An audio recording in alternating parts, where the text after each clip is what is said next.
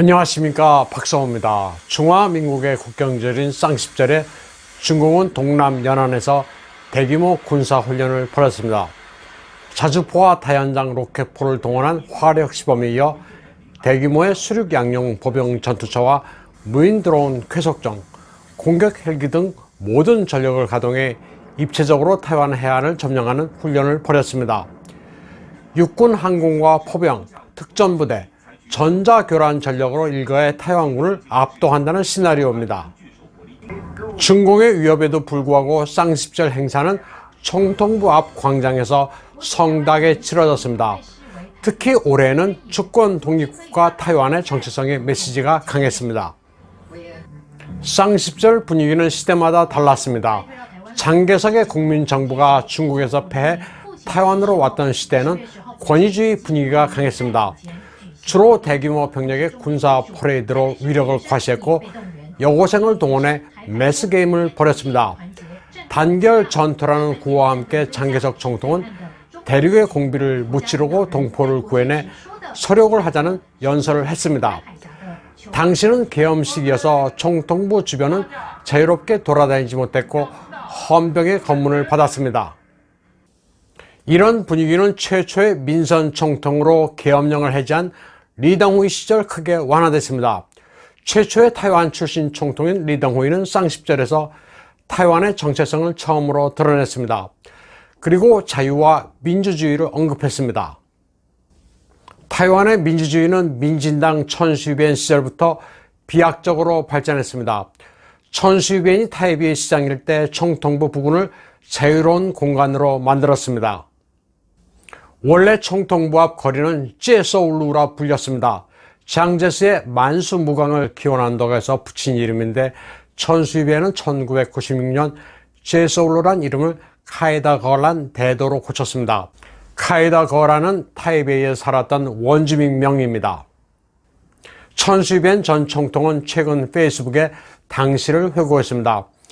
타이베이 시장이 되고 난 뒤 거리명을 고치기 위해 캠페인을 벌였다고 말했습니다.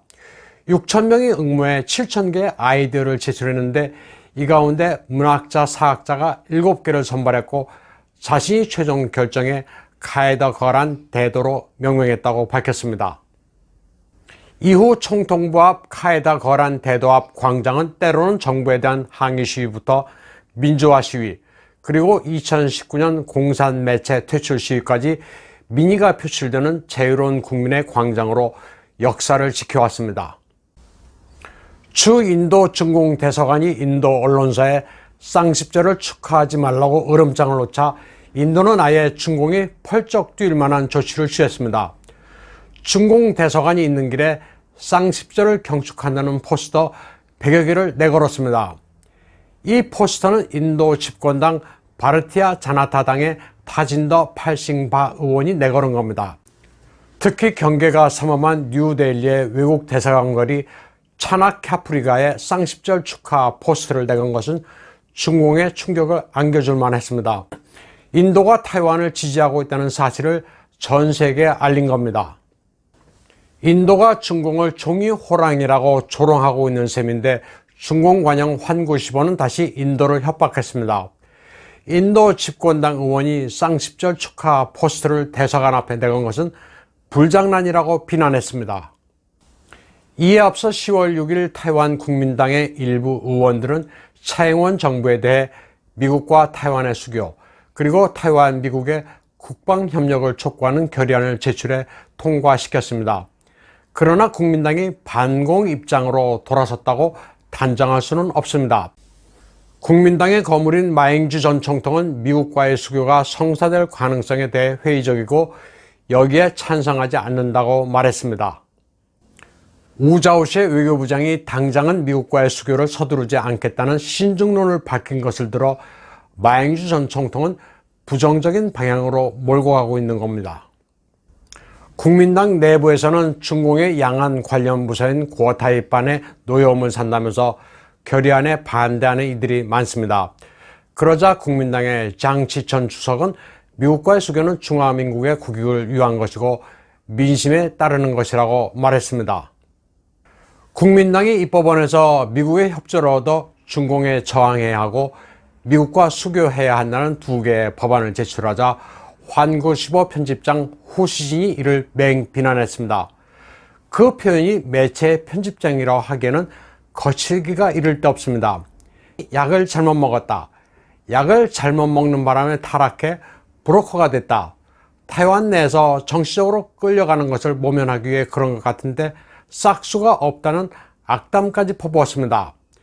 국민당이 이 법안에서 다 부서진 솥을 고철로 팔아먹는 도덕성을 보아하니 양안의 평화와 통일은 그들에게 기대할 수 없다.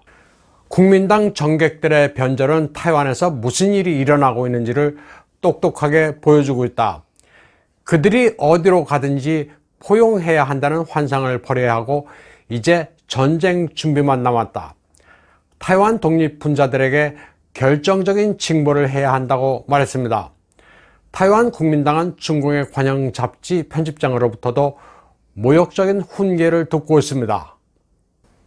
여기에 대해 수전창 행정원장은 미국과 국교를 맺은 것도 국민당 시절에 있었던 일이고 단교가 발생한 것도 국민당 시절에 있었던 일이라면서 여기에 대해 국민당이 양심을 챙겼으면 한다고 말했습니다. 그리고 중공이 타이완에 계속 군사적 압박을 가하고 있는 만큼 국민당이 더 민심에 부합되는 방향으로 갔으면 좋겠다고 촉구했습니다. 그러나 국민당의 친중 본색은 바뀌지 않았습니다. 미국과 친하고 중공과 화목하게 지내야 한다면서 홍시주 전 주석이 조장성 항저우에서 열리는 해협논단에 참석하기 위해 중공으로 건너갔습니다. 해협논단은 중공 고타이반이 주관하는 통전수단입니다. 중공의 전투기가 매일같이 안보를 위협하는 마당에 평화를 추구한다고 그들의 선전에 놀아나고 있는 겁니다. 국민당은 정체성 혼란에 따른 분열도 심각합니다. 정식 당명은 중국 국민당인데 여기서 중국이라는 글자를 빼는 것도 논의해야 한다는 의견이 나오고 있습니다. 중국 국민당에서 중국이 의미하는 것은 중화민국이지만 대외적으로 중화인민공화국과 혼동할 수 있기 때문이라는 겁니다. 국민당 내에서는 고려할 만하다는 의견과 함께 그럴 거면 탈당하겠다는 의견이 엇갈리고 있습니다. 타이완에서는 홍콩 자유화 운동에 따른 반공의식이 높아지고 있는 상황에서 계속 친중 이미지를 고집하면 집권을 앞으로 포기해야 한다는 위기감이 높습니다. 생존을 위해 미국과 수교해야 한다는 결의안을 내놓았지만 정책은 갈팡질팡입니다. 차잉원 정부가 미국산 돼지고기 수입 방침을 밝히자 여기에 격렬하게 반대하고 있는 게 국민당입니다. 사실 차잉원 정부의 큰 그림은 궁극적으로 미국과 FTA를 맺는 것인데 반대를 위한 반대부터 하고 있는 겁니다. 타이완은 이념 전쟁이 아주 치열합니다. 중공의 통전이 아주 잘 먹히는 곳이 타이완입니다. 2018년 타이베이의 한 무소속 시의원은 아들과 함께 오성홍기를 들고 타이완의 상징인 옥산 정상에 올라가 일본의 우호적인 민진당은 외구의 노예라고 주장했습니다. 반공 입장이면 친일파라는 오래된 프레임입니다. 타이완 101 빌딩 앞에서 인민해방군 복장을 한 노인과 파룬궁은 사교라는 팻말을 든 자생적 공산주의자들이 오성홍기를 들고 홍색가요 가창 조국을 부르고 있습니다. 상식적으로 이해가 잘 되지 않지만 이런 풍경들은 타이완에서 낯설지가 않습니다. 1500년 된 고찰 숭산소림사에서 오성홍기 개양식을 하는 것만큼이나 기괴한 풍경입니다. 오성홍기와 의용군 행진곡으로 중국 공산당 사상 쇠뇌를 하는 것은 중국이나 타이완이나 마찬가지입니다. 2018년 타이완 짱화현에서도 황당한 일이 있었습니다. 매일같이 오성홍기를 개양하고 중공 국가를 부르는 사찰이 있었습니다. 타이완 당국이 강제 철거하기는 했지만 언젠가는 다시 와서 타이완을 수박해 공산주의 통일을 이룰 것이라고 큰 소리를 쳤습니다. 명목은 사찰이지만 안에는 오성홍기와 모택동 초상화를 걸어놓고 숭배하는 공산주의 교육기지였습니다. 당시 짱화현 당국은 600여 명의 경찰과 포클레인 여러 대를 동원해 공산주의 사찰을 철거했습니다. 사찰에서는 휘발유병과 가스통이 여러 개 나왔습니다. 공산주의 승려와 비구니들이 물리력으로 저항하는 사태에 대비해 경찰뿐 아니라 타이완을 지키려는 민간 단체들도 집결했습니다. 현지 주민들도 경찰의 공산주의 사찰 철거를 응원했습니다. 기괴한 중공의 체제 선전곡들을 크게 틀어놓고 오성 홍기를 개양하는 모습에 진절머리를 냈던 주민들은 기와장 하나 남기지 않고 철거하겠다는 장화연 현장의 단호함에 찬사를 보냈습니다.